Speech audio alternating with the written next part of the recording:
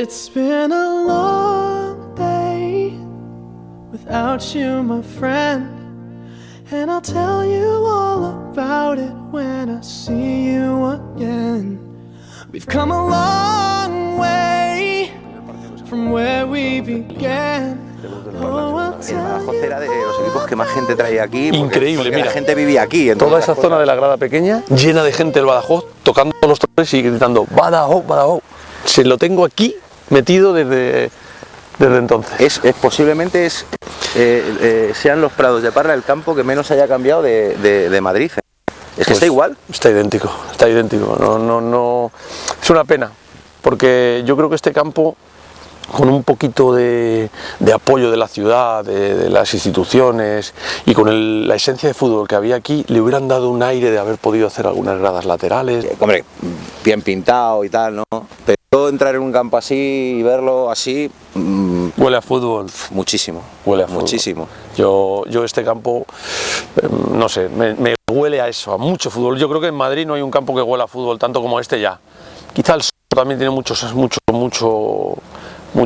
esencia, pero los demás pues se han ido haciendo campos nuevos, ¿no? Entonces, bueno, pues estos campos tienen algo especial. Aquí empezó todo para ti, para Julián Carrero. Sí. ¿Cómo llegas al fútbol? ¿Cómo llegas aquí? Pues ¿sabes qué pasa? Que yo soy de aquí, de Parla, entonces desde que era muy chiquitín, yo he estado siempre ligado al fútbol, siempre, o sea, no me conozco de otra forma.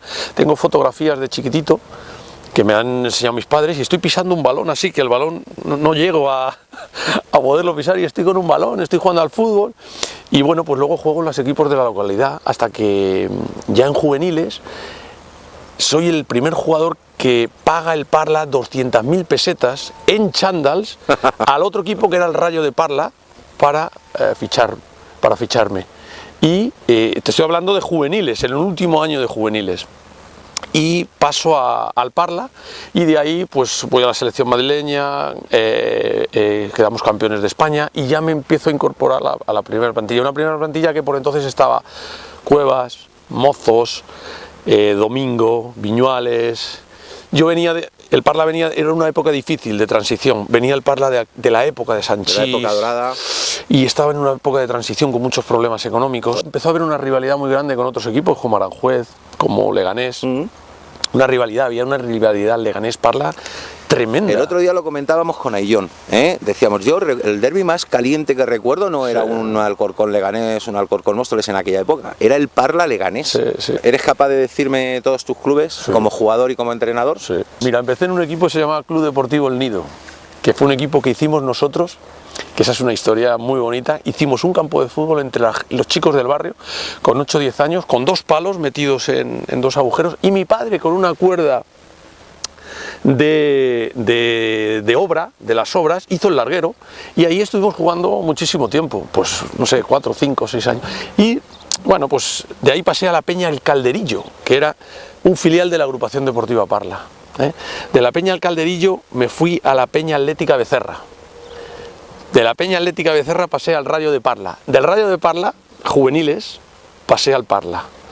Y en el Parla estuve 3-4 años y me fui 6 meses a La Solana, Ciudad Real. Y de Ciudad Real volví, fiché con Antonio Santa Cruz, me fichó para el Fuenlabrada. Otro gran Fuenlabrada. Para el Fuenlabrada. Estuve 3 años en Fuenlabrada, subimos a Segunda B.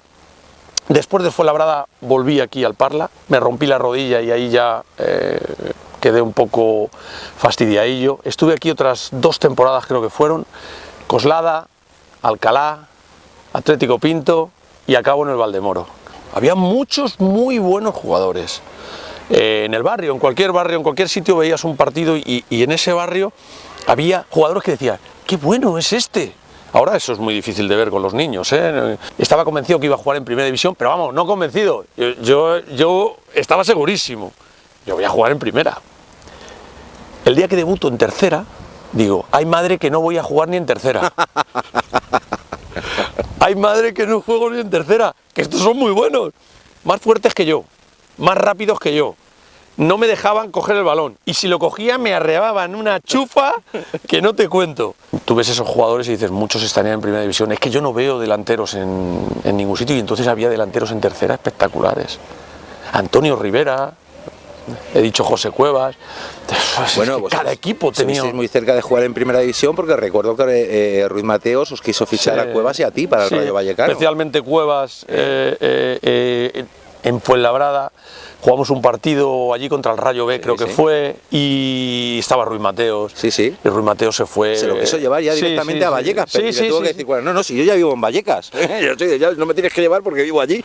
Tú ahora tienes un representante y él te hace el trabajo. Yo recuerdo que jugó la final del Campeonato de España en Gijón y ganamos a la selección asturiana en el Molinón, y me dice el Chato González, Eduardo González, el Chato González, que estaba con nosotros en la selección, Calero, he estado en el palco y tal, ahí los del Sporting les ha gustado mucho y yo creo que va a haber posibilidades para que vengas aquí, como te vendría. Yo encantado, lo único que me quedaba la mili por hacer, que por entonces la mili. Y esperé en mi casa que me llamaran, pero vamos a ver, Esperado. ¿Quién me iba a llamar? Sentadito allí en tu... ¿Qué iban a conseguir el teléfono, a buscarlo en la guía telefónica, ¿no? Las páginas de la guía y a esperar a que te llamaran, ¿no? Pues no te llaman. Y al tiempo dices, pero ¿cómo fui tan burro? Bah, no sabía. Iván, tu hijo. Sí. O sea, tu hijo se ha criado con la radio y se ha criado escuchándonos. Le he dicho, ¿sabes con quién he quedado? Con Poblador. Y es que él no te conoce personalmente, pero tu voz...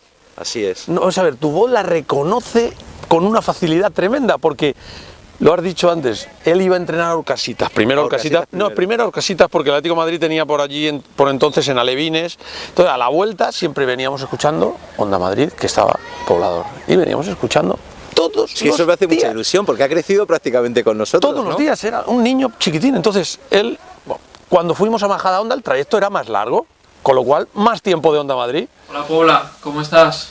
Que nada, quería comentarte una anécdota de hace unos años cuando jugaba en las categorías inferiores del Atleti, en alevines e infantiles, y mi padre venía siempre a buscarme después de los entrenamientos y teníamos una media hora de camino en la que nunca fallaba Madrid al tanto de Onda Madrid contigo y compañía, retransmitiendo partidos de la Champions en directo o el baloncesto en directo, con Blas y el triplazo del Pizza Jardín, o haciendo entrevistas desde primera hasta tercera división a entrenadores y jugadores, y básicamente volvíamos con vosotros enterándonos de la actualidad deportiva del momento y pasando muy buenos ratos juntos, mi padre y yo, que siempre vamos a recordar. Aquí estamos en el banquillo. ¿Cuándo decidiste? ¿Cuándo dijiste voy a ser entrenador? Pues fíjate, yo dejo el fútbol, mi hijo empezaba a jugar, tenía 3-4 años, y decidimos hacer un equipo de fútbol. Vamos a hacer un equipo de fútbol aquí y el equipo de fútbol se llamó Nuevo Rayo de Parla, que era donde yo había jugado, y además hablé con el antiguo presidente. Y bueno, empecé a entrenar a los pequeñitos, y en esa me llamó Chacón, que era el presidente del Parla. Dale, oye, mira, que tengo aquí al cadete que está en división de honor, en la máxima categoría, y va el último. Digo, muy bien, ¿y te has acordado de mí? Y dice, sí, vente. Tuve unas sensaciones tan buenas con esos chicos, tan buenas, dieron un salto tan grande porque pasó de ser último, nos terminamos salvando, ese equipo luego cogí el juvenil B del Parla y el grueso de ese equipo estuvo conmigo. Y me sentí tan bien con ellos, también que dije, voy a empezar a sacarme los títulos de entrenador porque me gusta. De los que has tenido sentados en banquillos como este, ¿qué aprendiste? Manolo Osorio, tuve a José Mari Martínez. A José Mari Martínez lo tuve en el Fuenlabrada 3 años. Antonio Carrasco Sevilla, si te acuerdas de Sevi. Hombre. Sevi también le tuve.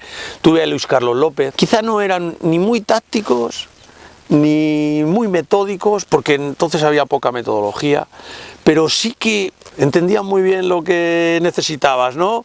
Y el partido es así, eran muy claros, no se alargaban mucho en explicaciones, ni en pizarras, ni en cosas muy allá, pero amigo, tenían claro lo que tenías que hacer, ¿eh? Y tú tenías que tener muy claro lo que ellos querían.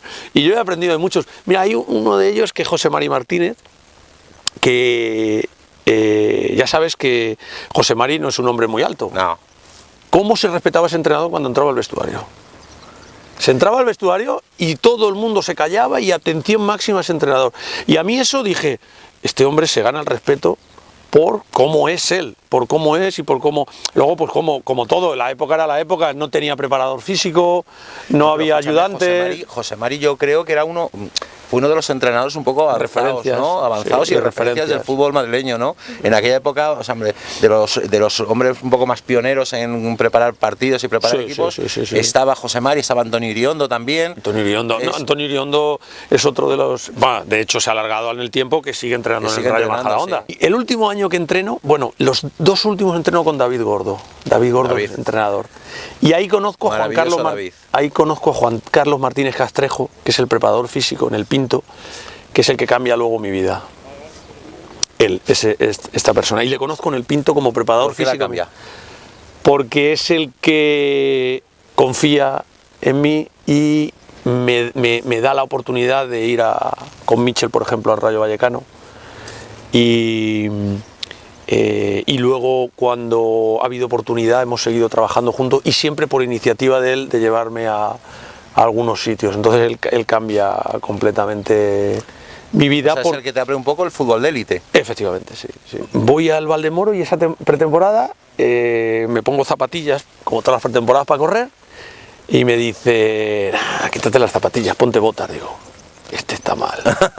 Este chaval, porque tenía mi edad, Antonio. Este chaval, no, ¿qué hace?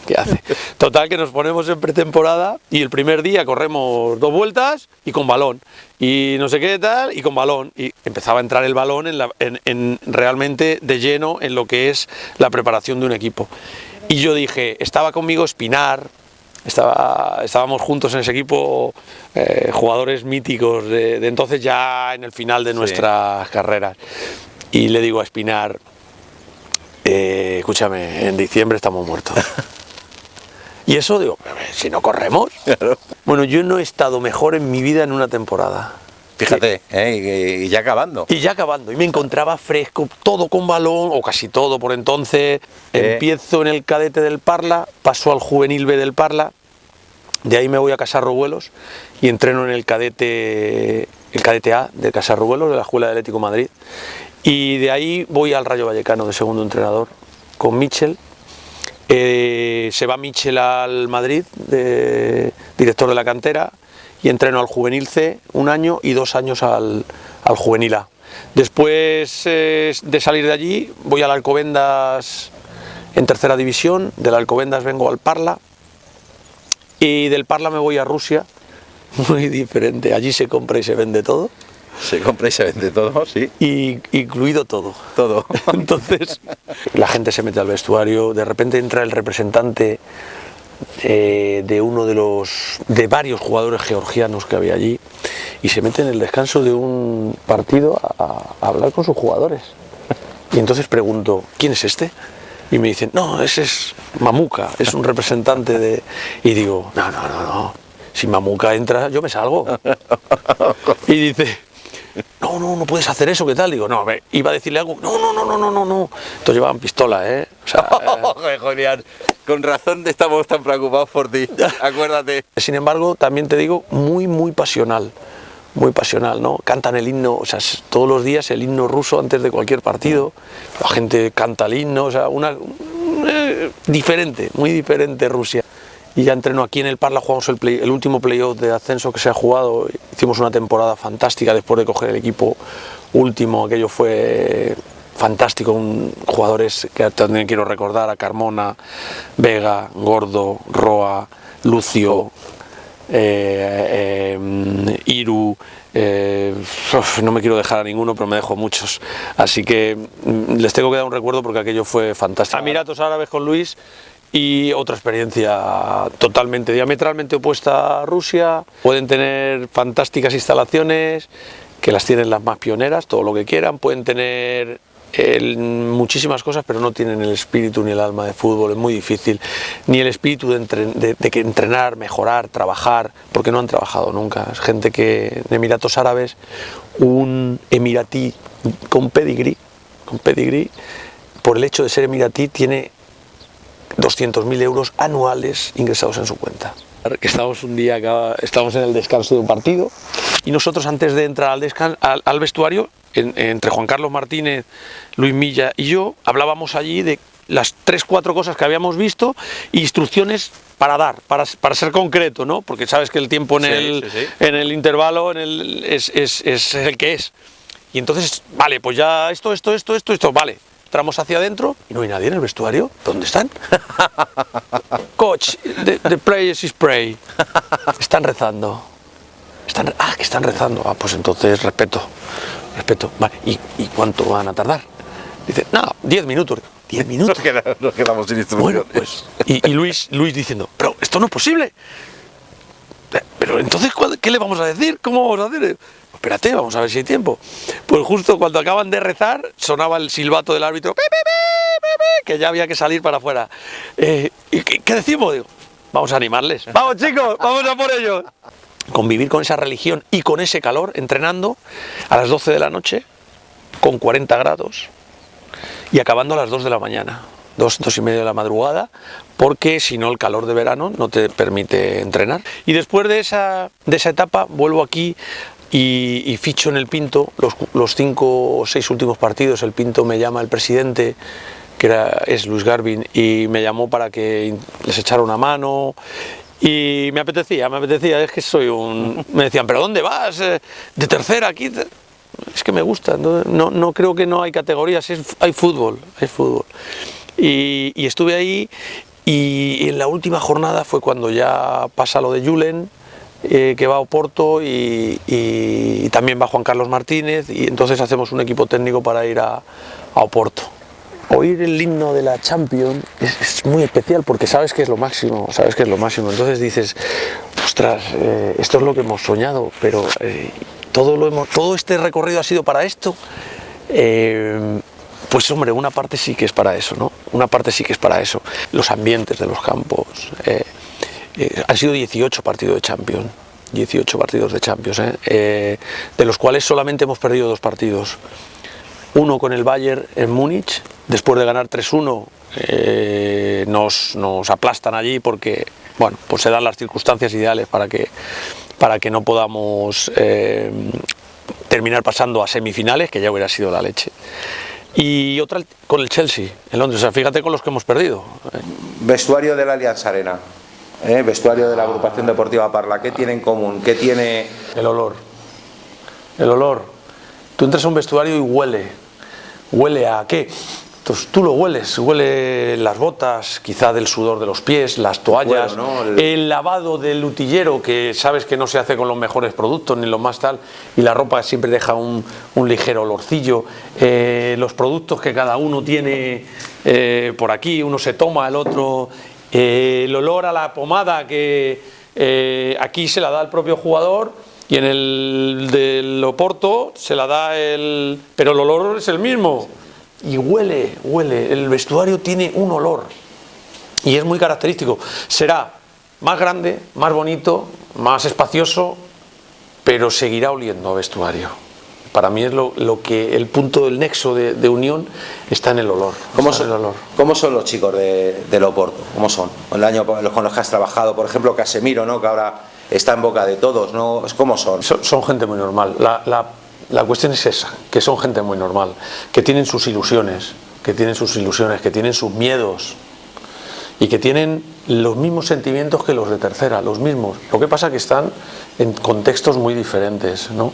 Pero al final, Casemiro o Danilo, que los tuvimos el año pasado en el Oporto, o Oliver, o Jackson Martínez, que también ha estado en el Atlético de Madrid, que las circunstancias, fíjate, todavía no ha hecho que ninguno de ellos, excepto Case, que sí que ahora está fantásticamente bien, pero porque los chicos tienen sus miedos, sus dificultades, sus momentos de adaptación, y no son sencillos, son muy complicados.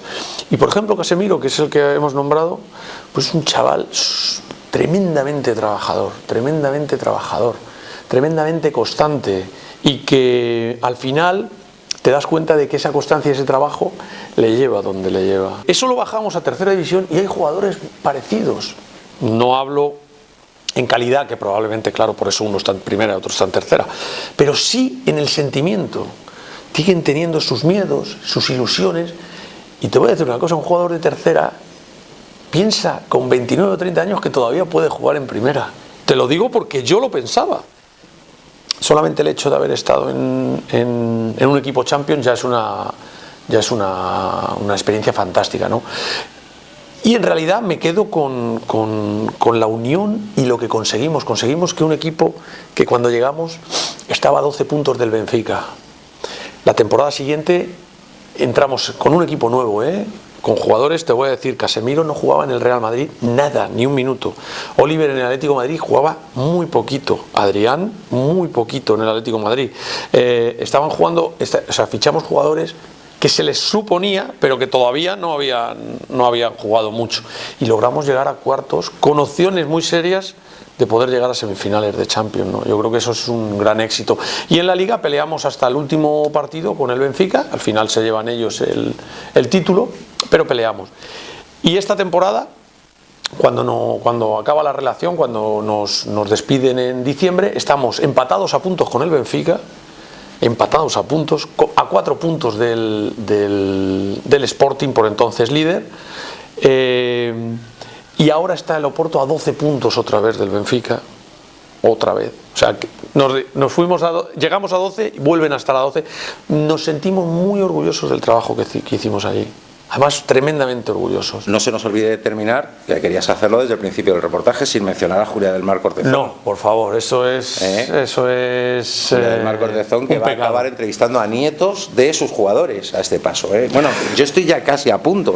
Julia forma parte de todos los recuerdos futbolísticos. Está Julia. O sea, en el AS, en el no sé qué, en la radio, en el no sé cuánto, ahí estaba Julia, siempre.